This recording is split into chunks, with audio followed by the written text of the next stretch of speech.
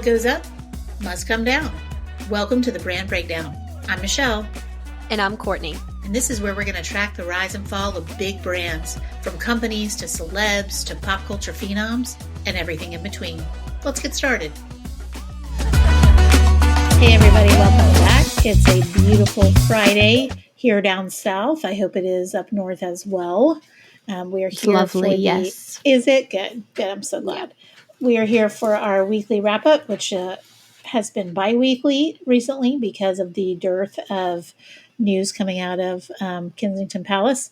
But we do have a lot of things to cover today, so our royal aficionado, Courtney, is going to tell us what's been going on. All right. Woo! It's been a weird summer. I think we've talked a couple times about how usually, things ramp up for the royals in the summer and there's a lot more going on. And that hasn't really, it's kind of happened this year, but with the king on a slightly reduced schedule and Kate not working and William's schedule being different and obviously not having the Sussexes or Andrew, it's been weird. Like the volume, I guess it's the change of the reign, right?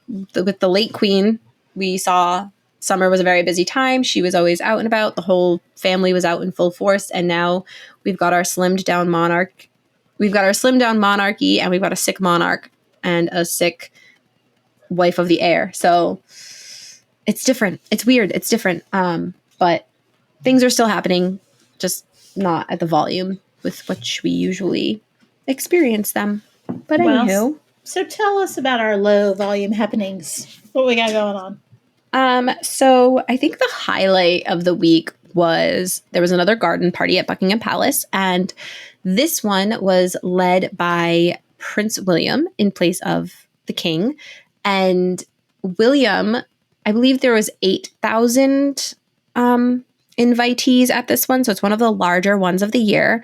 And in order to help, speak with the crowds and greet everybody who needs to be greeted, William invited his cousins to participate. And so he was joined by the York princesses, Beatrice and Eugenie, and also by Zara and Mike Tyndall, which was very interesting because Zara doesn't usually, I can't think of any official royal engagement that she has, undertaken a royal duty on her own. She attends, different events on the balcony as a member of the family and stuff like that. But I've never seen her in the capacity as like kind of a working royal, and certainly Mike, I don't think ever has. So it was really interesting to see the two of them stepping up to help William. And of course, in my opinion, this is one of those instances where the absence of the Sussexes is glaring because obviously if they were still in the UK and still working royals, they absolutely would have been called up to help on this one, I think. Since the cousins were there, I think it would have been like the whole generation of younger royals. But alas, they were not there. And I think I saw something that said Peter Phillips was there as well, Zara's brother, Princess Anne's son. But I don't think I saw any photos of him there. So I'm not 100% sure if he was there or not, but he may have been as well. And he also never undertakes royal engagements. So it was a really interesting situation, I thought, to have the cousins stepping up. Do you think that they're going to be stepping up on a regular basis while we're still waiting for Charles and Kate to come back? Or do you think this was like a one-time deal? I think potentially we may see more of Beatrice specifically, potentially also Eugenie. I don't think we'll see more of Zara and Mike. They're not royal technically, like they're members of the royal family, but they are not titled. They have their own outside endeavors in that, they're both professional athletes. Granted, Mike is now a retired athlete, but they both have their own commercial endeavors. They've both got sponsorships with different brands and stuff. So they kind of, it's very similar to the situation that the Sussexes were trying to get into, making private money while being royals. And there was a line drawn in the sand that said you can't do that. And Zara and Mike, I think, are an example of people who do that. Like they have their commercial deals, they have their brand deals, and they are not working royals. Now, they're not working royals because of it, but it's easy to look to them and say, look, they do the same thing that the Sussexes wanted to do, and they are not working royals because there's too much potential for like a conflict of interest there. Except for that they don't use their titles, and the Duke and Duchess of Sussex drop their titles at every occasion. Right. Well, and Zara and Mike don't have titles. So they are not titled anyway. But, they could still. I think Zara and Michael are also a little bit different in that they're not going out there and getting sponsorships necessarily on the back of being royal. They're both professional athletes. Like, obviously, Mike had a career before marrying Zara. He had his own sponsorship deals and brand deals well before they were married. And Zara has had brand deals for a while, but it's on the back of her being a world-class Olympic medalist equestrian, not being royal. Now, does being royal maybe make her get more lucrative deals than other people who are in her same field? Potentially, I don't know. Although I feel like equestrians are one of those athletes where it's like all the luxury brands sponsor all of the athletes there. It's not Nike sponsoring them. It's Rolex and Range Rover and all of that. So Hermes exactly. Yeah. So I think that Mike and Zara are a little bit different just because the caliber of their brand deals is higher than what you would probably potentially see. And Zara's brother, Peter, this is like so funny. A few years ago, he caught a little bit of flack because he did a brand deal and he is not a titled royal. He is not a working royal. He has a job. He works for this large event company that puts on like athletic events, like F1, like Formula One racing tournaments and stuff like that. And the various like coronation concerts and jubilee concerts and stuff. His company has been in charge of like putting those on from like the grand scale, like logistics and planning perspective. But a few years ago, maybe like almost 10 years ago now, I don't know, he did a brand deal selling like milk in China or something. And like the tagline was like, it's so good, even the royals drink it or whatever. And he was like in an ad with like a milk mustache. And he just got so like roasted for that. Like people were like, you seem like this is ridiculous. He probably got paid really good money for it. I think it was one of those opportunities where it was like, it's too good to pass up. And it wasn't an ad in an English speaking country even. But people did still say like, okay, he's literally cashing in on his royal association because the whole concept of the ad is that it's so good, even royals would drink it or whatever. And so he got bashed for cashing in, and he also got bashed because it was just like a really silly, dorky ad. And people were like, wow, like must be desperate times over in the Phillips household. So he never did one of those again. But yeah, I don't know. I don't think we'll see Mike and Zara attending, like stepping into like a working royal role necessarily. I do think there's a potential to see Beatrice more, certainly, and potentially Eugenie. Beatrice comes first in the line of succession. So I think, if they're going down the line of who they're going to call up, they're going to go in order, kind of, potentially. And I think that also Beatrice's husband is, I don't want to say like better suited to like accompanying her on those type of things, but Eugenie's husband, like he works in a different country. I think they're like based in Portugal right now. Like he's not even available. Whereas Ito is, he runs in the same circles as the royals and stuff like that. So he's like more familiar with the role. Their families are like friends. So I don't know. We'll see. But I don't think we'll see Mike and Zara too much more other than just being their great, lovely selves. Well, so I saw this week that in addition to the lovely garden party, everybody came. I also saw that William and Charles have canceled all of their upcoming engagements because of the general election coming up. Can we talk a little bit about why that would happen and all the logistics of that? Yeah. So you and I had discussed before, I don't really understand as well as I should, I guess, the parliamentary system of government. But essentially, it is an election year. And so there was going to be an election no matter what. And in order for that election to take place, the government has to be dissolved. So the prime minister has to get permission from the king. Not really permission. It's the prime minister's choice, but the king has to, put his little stamp of approval on it and dissolve the government and then call for an election.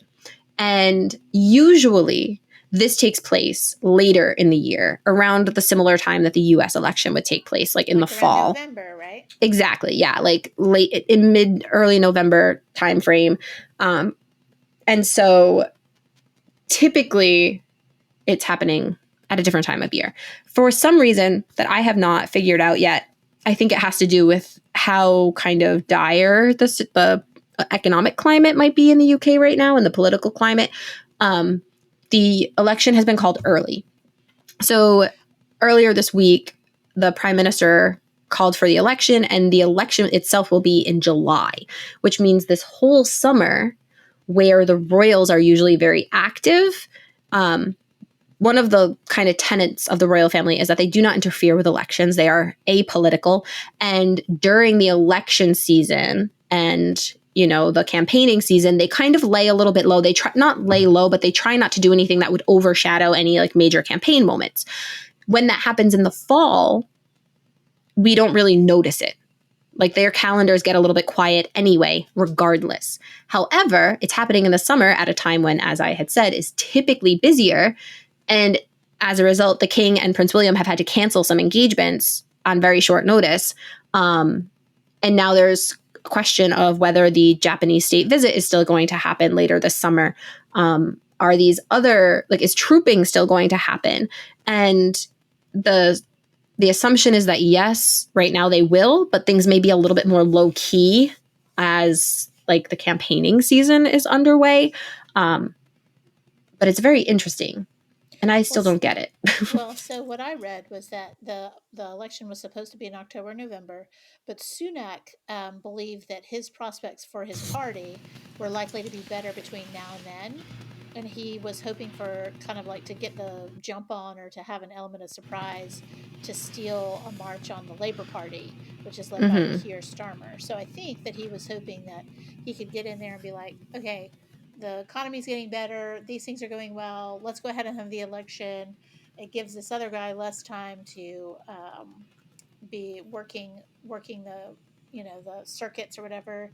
And I think that that's what happened, is he thought he'd have better chances of getting reelected if he did it earlier. So that makes sense. Yeah, because the Labour Party has a lead right now over the Conservatives and has for a few months. So they were just kind of expecting this kind of victory party for the Labour Party, which obviously Sunak would be out, and so I think that's why they're doing it. That's what I read anyway.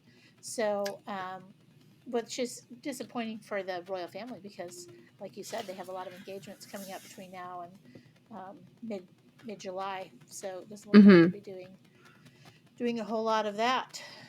It'll be interesting because, they were kind of just we were just starting to see the King and Prince William ramp their schedules back up after being low toward the beginning of the year because of the King's cancer diagnosis and also Kate's cancer diagnosis. So we were just starting to see them ramp up, and then it kind of got this wrench thrown in it. So now it's okay, now we'll go back to not having these big royal events, which isn't great for us and our content.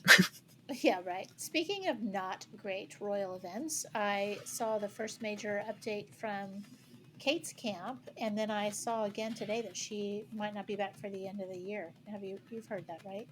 Yeah. So, on the positive side, the Early Years Foundation, or the Center for Early Years, which are two different things, but also kind of the same thing, I think, they released a major report earlier this week, and it was said that Kate, was informed of the report and the progress and while it was being put together, and she signed off on it.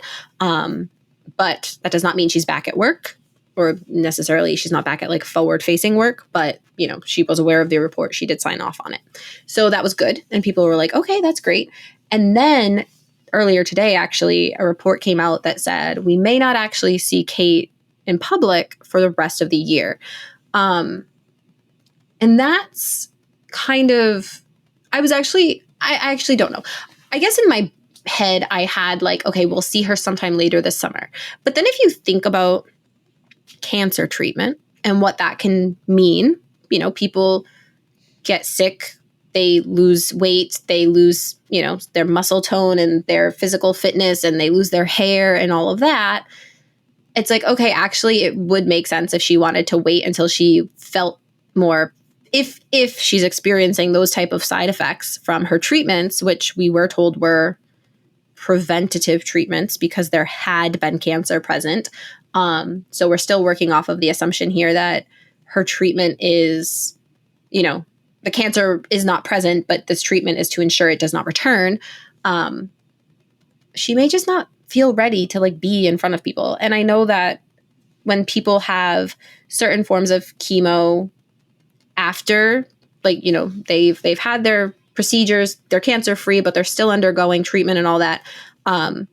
After every treatment, they still feel really sick for like days or weeks after. So they never really fully regain that healthy feeling until they're completely done with treatment. So if she's going to be going through treatment until the end of the year and she's just not going to be feeling herself, I guess it makes sense. But we just don't, it's hard because we don't have a timeline. So we don't actually know, is she still undergoing treatment? Is she done with treatment? Has her treatment been extended? Which is the reason they didn't give us those details is because if her treatment needed to be extended, they didn't want to have to say it's being extended.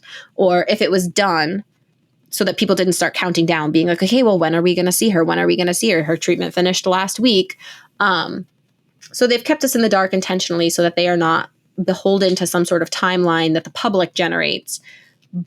But it is hard not to be like more concerned at this point, I guess. I know, I can't help it. I feel like I'm concerned, and maybe I don't need to be, but I do feel concerned. Yeah. I mean, I know that I have family members who they had treatment, like they had cancer, they had treatment, they were cancer free, but they still went through the like full course of the various chemos that are meant to like keep the cancer from recurring. And that was the harder part of their treatment. Anecdotally, they've both told me this, that was the harder part of their treatment. Like the actual chemo during, like when they had cancer, that sucked. But once they were cancer free, the treatments that they had to undergo after that were the worst part because it was so much harsher and they just never were able to like regain their like healthy feeling, because as soon as they would start to finally feel better between treatments, they'd get another treatment and then they'd be like knocked down again. So they were on this like roller coaster. So I'm hoping, every time William is asked when he's at an engagement, like how she's doing, he says she's doing well. I doubt he would tell us publicly, though, if she wasn't, because that would not be cool of him to do. But I'm going to keep going.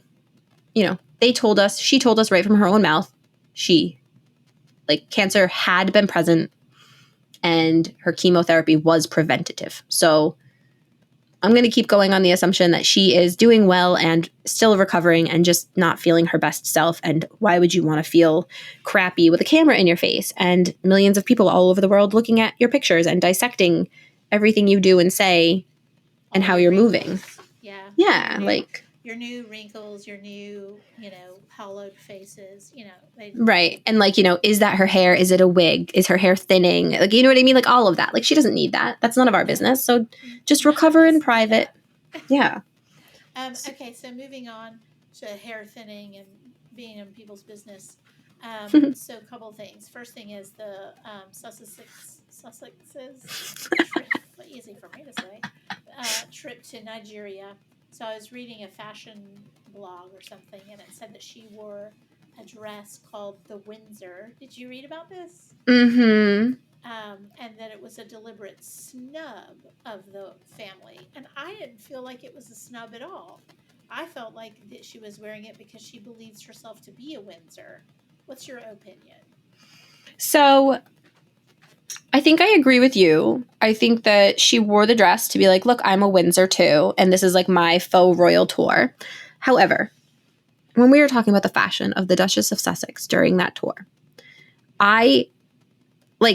she almost knocked it out of the park on every single look, except I cannot figure out why this woman will not hire a freaking tailor, because that dress that you are referring to, the Windsor dress, was like 8 inches. Like she looked gorgeous. Her hair looked gorgeous. Her like complexion and her skin was flawless. She was radiant and smiling and glowing, and the dress fit her so beautifully. And then it was like 8 inches too long in the bottom, and it was wrinkly and bunched up, and like it. And I'm like, why did you almost nail it, and then somehow you just didn't want to tailor? And if you look at the pictures of the dress on the designer's website, it's supposed to kind of hit like right at your ankle bone. It's not even supposed to go all the way to the floor.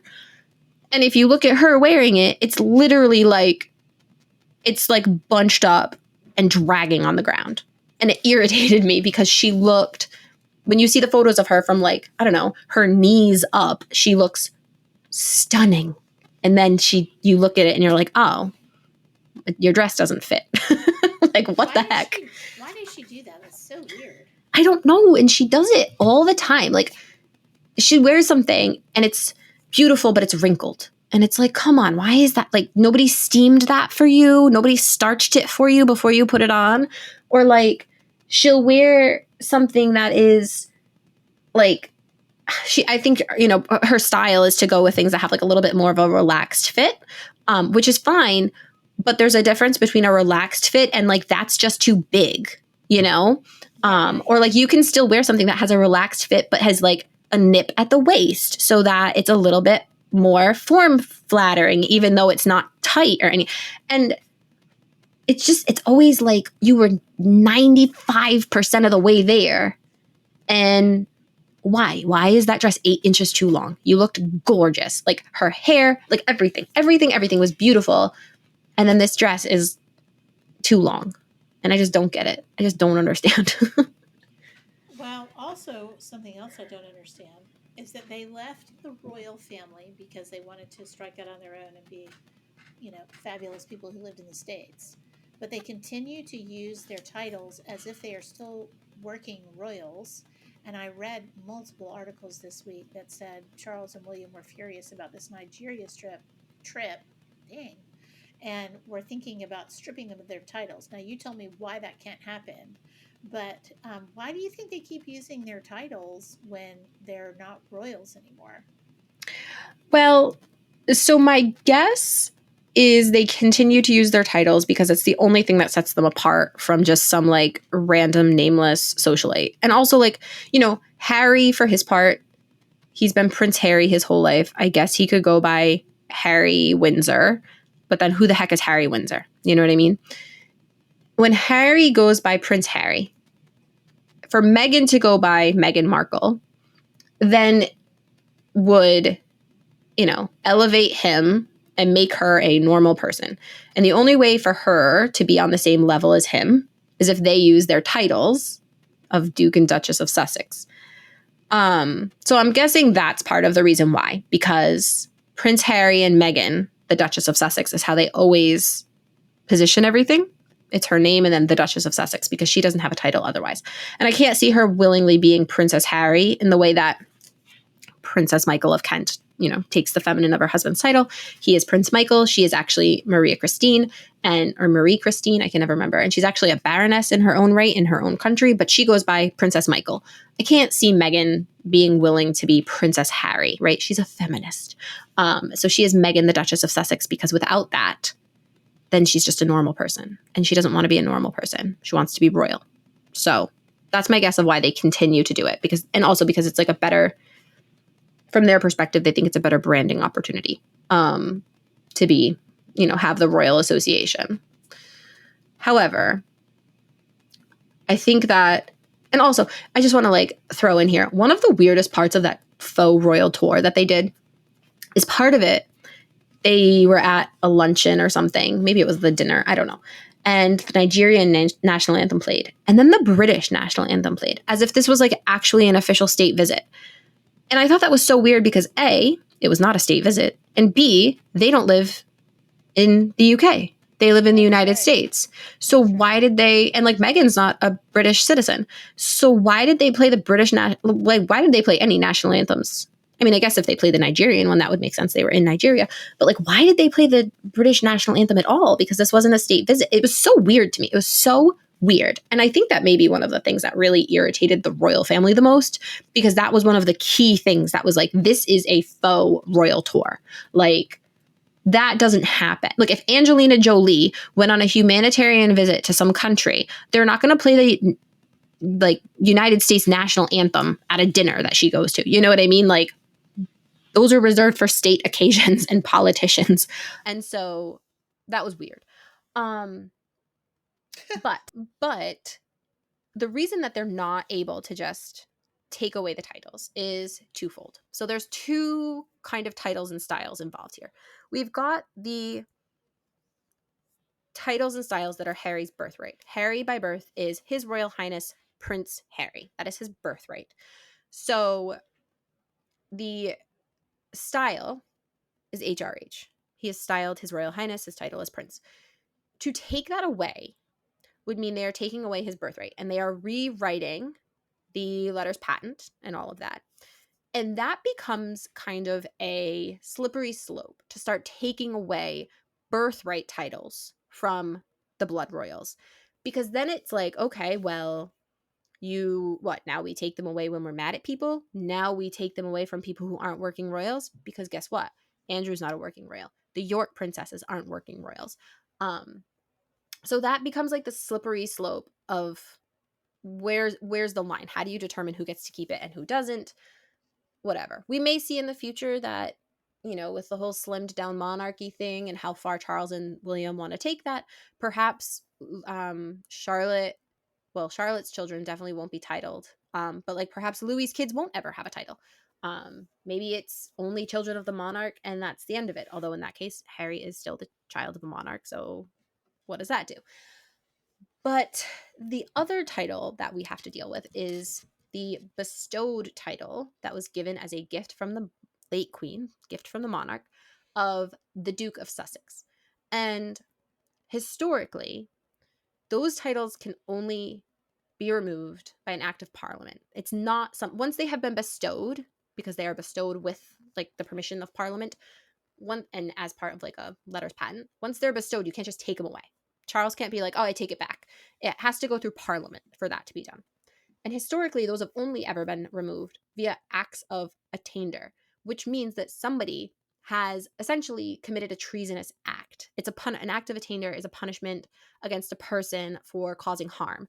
And so when titles have been taken away due to acts of attainder, it was almost always because there was an act of treason. Somebody was plotting to overthrow the monarch at the time. So it would be a very, very, very big deal to take away a duchy or even put it like into abeyance. And it's just something that like hasn't been done for hundreds of years, like hundreds and hundreds of years. And it just kind of sets taking away the titles, the birthright titles and the gifted titles. It sets too much of a precedence that starts putting other things about the monarchy on a shaky ground, because a monarchy, in order to remain successful, is all about tradition and optics. And, they kind of lay back on the stance of like, well, this is how it's always been done. And this is why the monarchy changes so slowly, which was a problem for Harry and Meghan, when they really rely on this is how it's been done. This is how we do things. And so the monarchy changes slowly. And if they start to make these big changes quickly, then you get people who are saying like, oh, well, if you can make those changes, why can't you make these changes? If you can do this, why can't you do that? How come these things aren't more up to date? Why do we even have a monarchy? Do we even need this? So the wheels of the monarchy turn slowly. And the monarchy has sustained for 1,000 years because they do not quickly shift with the times, and they do not quickly shift with public perception. They, remain pretty steady. And it would just be kind of, I don't want to say it would be dangerous for them to take away the titles, but it could potentially put things into motion that they don't want in motion on like a grander scale.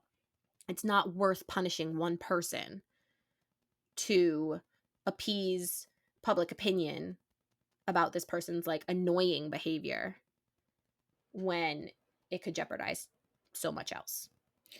Yeah, it sounds like it's not worth the price of entry there. Yeah. Well, so do you have any other news that we need to talk about? I don't think so. I think that's everything. like I said, we're still waiting to see now that the election is going to be on July 4th, I believe, Independence Day in the United States, which I thought was a very interesting date for them to have chosen. I think they just chose like the first Thursday in July, but it's just funny that it's Independence Day here. But so now we'll have to see if that affects, the campaign season affects anything that was planned, like trooping, any royals attending various like big social events of the summer, any like the Japanese state visit.